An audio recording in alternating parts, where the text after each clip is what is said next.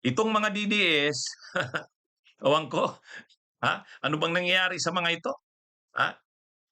Hinihiling nila o parang ini-insinuate nila na posibleng si PBBM o si Marcos, si Bongbong Marcos ang isusunod na tatargetin ni Trump. Hmm? Dahil ah, kinidnap na daw o dinukot si Venezuelan President Maduro, o ngayon dahil ang issue doon ay tungkol sa illegal na droga, inaakusahan ito na ah, sangkot, ginawa na ni sangkot sa pagsusupply ng pagpapapasok ng droga sa Amerika. Hmm? Kaya ito daw ay ginawa na ang Venezuela na narco state, narco state.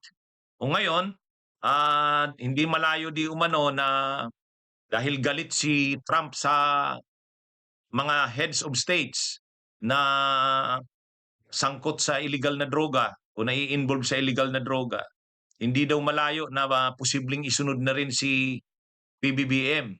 Hmm? Yan yung sinasabi ng mga DDS. O yan yung post ni Greco Balhica. Si Greco Balhica, kilala itong talagang diehard Duterte supporter. Sabi niya, President Donald J. Trump warns President of Colombia, Cuba, and Mexico next for invasion for narco-politics. I hope not, but if things here don't change fast, it will not be a surprise if Trump calls out President Bongbong Marcos next. Yan ang sabi ni Greco Belhica. Oh, ano daw? Nag-warning na daw si Trump sa presidente ng Colombia, sa presidente ng Cuba at Mexico. Hindi daw nakapagtataka kung baka isunod na rin si PBBM. Yan yung sinasabi ng mga DDS, mga kabunyog, mga kababayan. Actually, hindi lang si Greco Bellic ang nagsasabi nito. Kahit yung ibang mga DDS. Pero, unang-una, ang sinasabi nila, ibig bang sabihin ang Pilipinas, narco-state din? Narco-state ba ang Pilipinas? Ang ibig kasing sabihin ng narco-state, pag sinabi mong narco-state, ang mga nakaupo sa gobyerno, yung gobyerno ay hinahawakan na ng involved sa mga sindikato sa droga. Napaka-exaggerated naman itong mga itong mga DDS na to. Totoo, problema ng bansa natin ang illegal na droga. Pero hindi naman ang gobyerno ba natin hawak na ng mga drug lords? Sus naman. Pag sinabi mong narco state, ang nagpapatakbo na ng politika o ng bansa ay mga sindikato ng illegal na droga. Ganyan ba tayo? Actually, ang ibig lang naman sabihin nila diyan, inaakusa kasi nila si PBBM o ang presidente ng Pilipinas na nagdodroga o addict daw. Kahit naman kasi yung kapatid ng presidente na senadora, inaakusa yung kapatid niya. Ano ba to? Saka hindi na matapos-tapos yung issue na yan. Itabi nyo na nga yan, mga DDS. Itabi nyo na yung issue na yan. Wala na kayong makuhang ibang issue. Hindi sa pinagtatanggol natin ang presidente, si PBBM dyan sa issue na yan. Pero napakaraming importanteng issue sa bayan. Sa kapag sinabi mong narco-politics o narco-state, ibig sabihin, ang nakaupong presidente at ang gobyerno ay mga sindikato na nasangkot sa illegal na droga. Ganyan ba sa atin?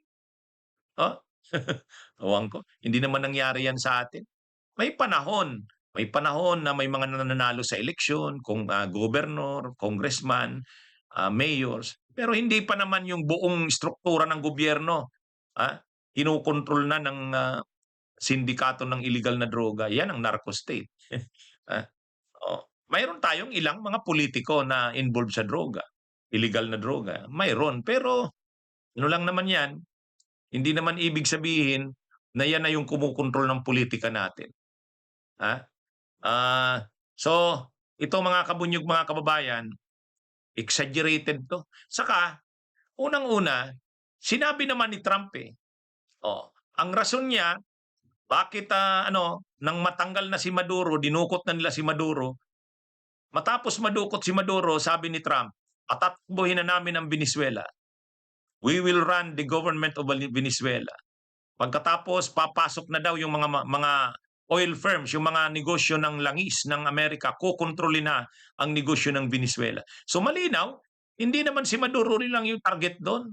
Ano lang yon, pang-cover. Pero ang totoo, gusto ng Amerika na makontrol na yung langis ng Venezuela kasi ang Venezuela ang may pinakamalaking reserba ng langis. 303 billion. Ha? 303 billion barrels ng langis. Mas malaki pa sa Saudi Arabia. Ang kabuoang reserba ng langis ng Saudi Arabia parang 200 plus lang billion barrels. Kailangan ng langis ng Amerika. Kaya, yan yung ano. Paano na-reveal yan? Pagkatapos makuha si Maduro, sinabi na ni Trump, kami ang magpapatakbo na ng Venezuela. Kukontrolin na namin ang langis dyan.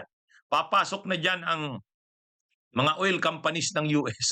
Yun ang dahilan. Sa Pilipinas, bakit naman kukontrolin ni Trump ang Pilipinas, papasukin? Unang-una, si PBBM mismo, kaalyado ni Trump, lahat ng ng US, sinusunod naman ni PBBM. Pagtayo ng EDCA sites, pinatayo din dito. Kinakalaban din ng China. Yung mga negosyo ng Amerika dito, halos nga ang karamihan ng mga negosyo dito. Ang mga Amerikano naman, buwilong nakakapagnegosyo dito. Bakit kailangan niya pang sakupin ng Pilipinas? Magiging sakit na ulo niya pa yan, ni Trump. Samantalang lahat naman ng mga ginagawa ng Pilipinas, ng presidente ng Pilipinas, ayon naman sa gusto ng Amerika. 'Di ba? Bakit kailangan mo pang sakupin ng Pilipinas? Hindi ba nakakapagnegosyo sa Pilipinas ang mga Amerikano? Nakakapagnegosyo naman. Halos karamihan nga ng mga malalaking negosyo natin Amerikano eh. Samantalang sa Venezuela hindi. Mayaman tayo sa natural resources. Kung hawak naman ng US yan, enjoy naman nila yan. Mga mining companies. Sa Venezuela, hindi. Mayaman sa langis ang Venezuela, hindi nila ma-enjoy. Kaya, ganyan ang ginawa. Sa Pilipinas, wala namang problema ang US sa Pilipinas. Ang presidente, kampi sa Amerika. At yung issue ng bangag-bangag na yan, adik, hindi naman yan. Issue yan ng mga DDS kay Marcos. Pero sa yung maging international issue na ba yan? International issue ba yan? Yung kasing kay Maduro, talagang international issue ng US yun kay Maduro. In-indict pa nila si Maduro sa korte nila. Yan yung Pero ito, si PBBM, hindi naman. Masyado naman exaggerate. OA naman itong mga DDS na to. Bunyog, halikan na kasama ka. Bunyog, kapag buklod ay may pag-asa. Luzon, Visayas, Mindanao, isa ang pananaw. Sa bagong Pilipinas ang bunyog isisigaw.